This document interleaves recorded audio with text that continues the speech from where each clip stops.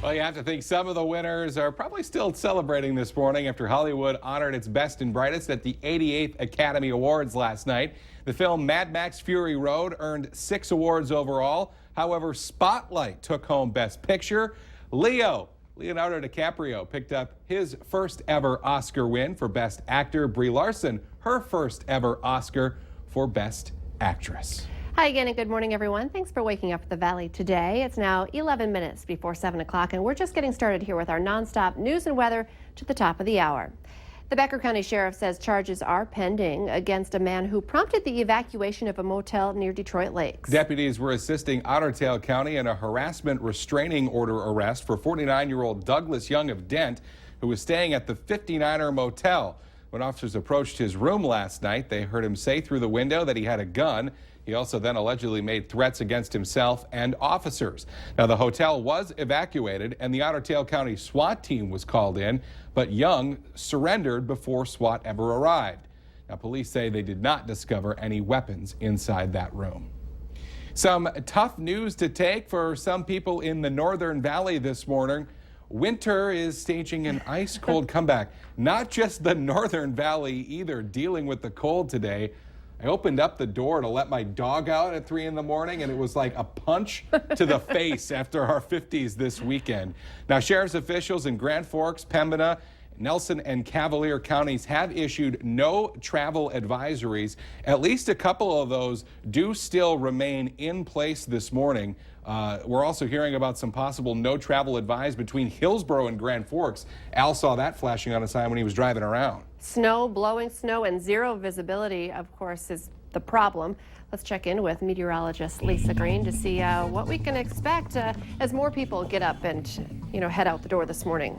The cold a problem for us too. Kyle mentioned that we were in the 50s on Saturday, and right now wind chills are in the 20s to 30s below. So it feels like it's a good 70 to 80 degrees colder than it was this Saturday. And part of that reason is that strong wind. This is what we saw overnight, or what we felt and heard overnight while we were trying to sleep. Some wind gusts above 50 miles per hour reported at the Grand Forks Air Force Base and the airport. Candu and Langdon, 49 mile per hour gust, and Moorhead had a 49 mile per hour gust as well. And it's still windy out there. You can see our sky cam shaking as the sun's coming up, dealing with that strong wind and with temperatures in the single numbers in the Southern Valley. We've got some tough wind chills with some sunshine making its way in for later today. We do have a few clouds hanging around right now, but notice the wind, it does start to pick up a bit, or actually ease up a bit through the morning hours. So we'll look at some better conditions this afternoon. It's just going to be frigid all day long for all of us.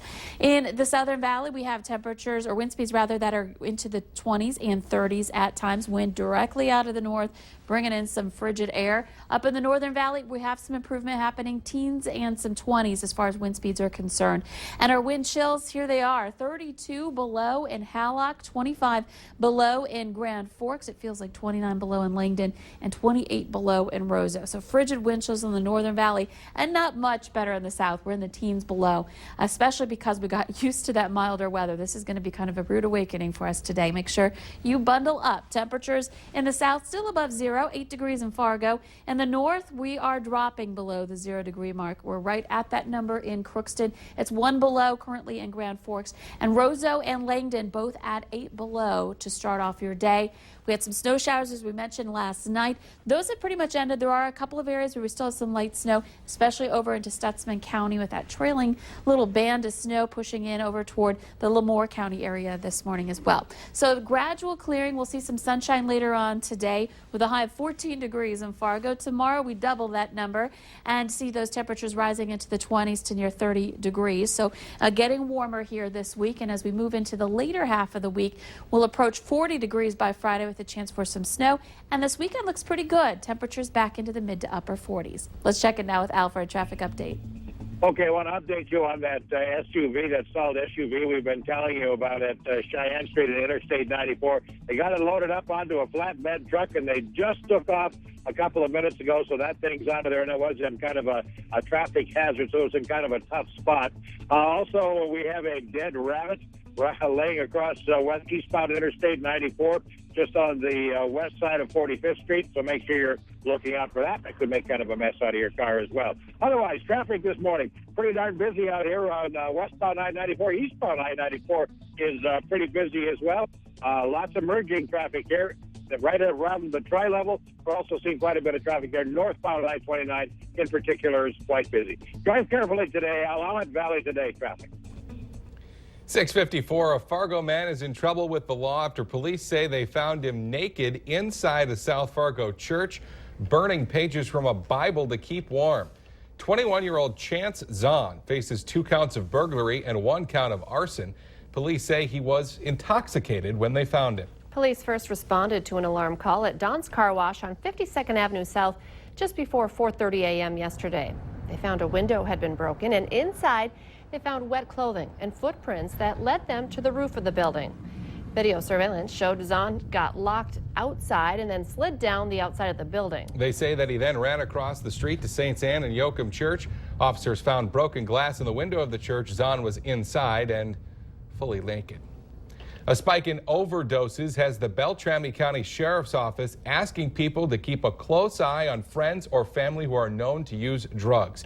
Sheriff's officials say that they and Bemidji police responded to 4 calls on Saturday of people overdosing on heroin. 1 person died, 3 others were hospitalized. The Sheriff's Office says it is concerned about local distribution of heroin. A Grand Forks man is facing drunk driving charges after police say he crashed his vehicle into a house.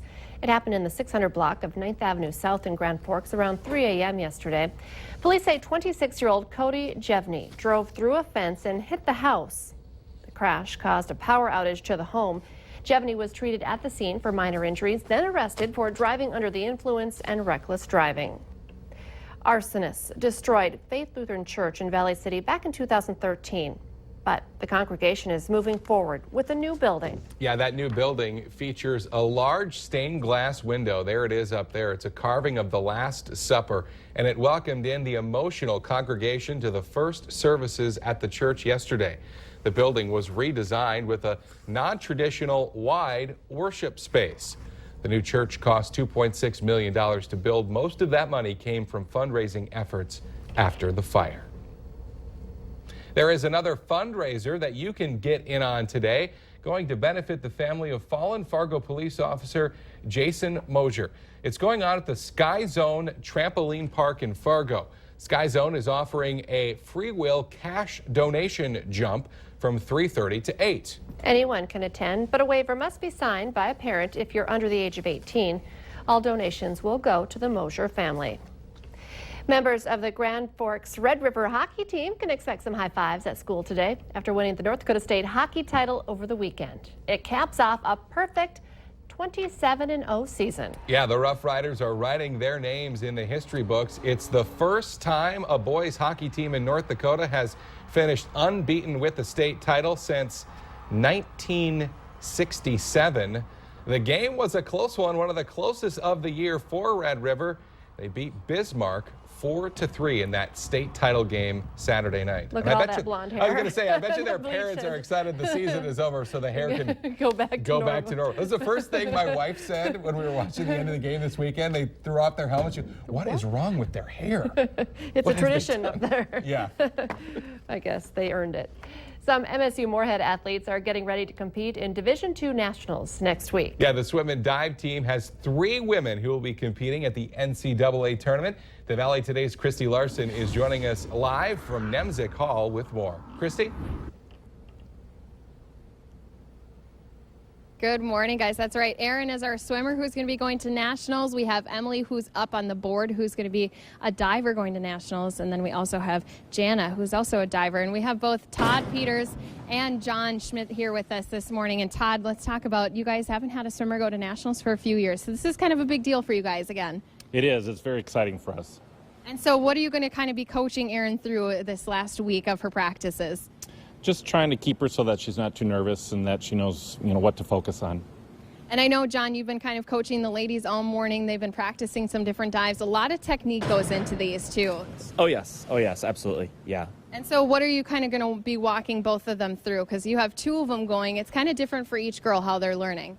Oh, absolutely. I want to make sure that their mental confidence is there and they're just ready to roll and, kind of excited to be there.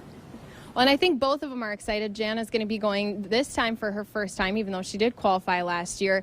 And then Emily is going to be going for her second year in a row. So she kind of has that good kind of preparation of what's going to happen. Absolutely, yes. Emily, this is her second year going, and yeah, that little extra preparation is going to make a big difference for her. And what do you think that they're going to be the best at going into next week? Well, for each of them, it's a little different. Jana's reverses and backs tend to be really good, and Emily's twisters tend to be really good. So they kind of have their strengths going into the meet. And I know, Todd, too, that Erin's going to be going for those Olympic qualifiers after nationals as well. So we wish all the swimmers a lot of luck. And Kyle and Lisa, again, go Dragons. I give them all 10s across the board today. All right, Christy, thank you very much. Real quick, the answer to our question of the morning, order pizza. We'll post that again on Facebook as well. I ordered more pizza now, I think. I love pizza. We can Pizza's afford the it. We best. can afford to eat it more than we could when we were younger. That's our time. We'll see you tomorrow morning.